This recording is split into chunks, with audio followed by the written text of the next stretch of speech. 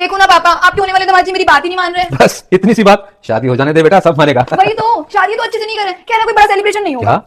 अरे दामाद जी कैसी बातें कर रहे हैं, मेरी बेटी की शादी है और शादी जीवन में एक बार ही होती है। तो इसमें कौन सी बड़ी बात है ससुर जी, हर बाप की बेटी की शादी जीवन में एक बार ही होती है, कौन बाप बार बार कराना चाहता है। मैं तो कह रहा हूँ क्या 1 लाख का लहंगा खरीदने की कहाँ जरूरत है, पूरी जिंदगी वो 1 लाख का लहंगा लेकर थोड़ी घूमेगी, और क्या फायदा है पूरी रिश्तेदारी को यहाँ बुलाने का, जबकि उनको हम पसंद नहीं, हमको वो पसंद नहीं। अरे रिश्तेदारों को ही ना बुलाए, कैसी बातें कर रहे हो दामाद जी। अरे खुशी का मौका है और खुशियां तो बांटने से बढ़ती है। और संपत्ति बांटने से घटती है। मुझे तो कंसेप्ट ही समझ में नहीं आता कि भाई साहब हमें खुद की शादी में पूरे जीवन भर की संपत्ति खर्च करके 400 लोगों को खुश करना है, चाहे खुद शादी के बाद हमें दुखी होना पड़े। मैं तो यूं कह रहा हूं कि 10 लोग आपके 10 लोग हमारे, घर घर में शादी निपटा देते हैं, ना कोई कलेश ना कोई टेंशन। जो रुपया बचेगा उसे मस्त हम दोनों अपनी नई लाइफ शुरू करेंगे ना। ज्यादा रुपया बचेगा तो कुछ प्रॉपर्टी खरीद लेंगे, फ्यूचर के लिए भी बढ़िया है। अरे वाह दामाद जी, ये फ्यूचर के लिए तो बिल्कुल सही है।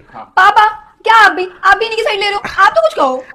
अब ये इतनी जिद कर रही है तो लो बताओ, इतना समझाने के बाद भी लगता है ससुर जी कुछ ज्यादा रुपए आपके पास। एक काम कर, मुझे ना अब एक फॉर्च्यूनर चाहिए गिफ्ट में। अरे नहीं, 200 गज का प्लॉट भी चाहिए मुझे। अरे नहीं, 10 लाख तो अभी कभी चाहिए नगद। अरे नहीं नहीं बेटा, ये तो पागल है, इसकी बातों का क्या है? शादी बिल्कुल वैसे ही करेंगे जैसे तुम कह रहे हो, है ना? मैं तो पहले ही कह रहा था।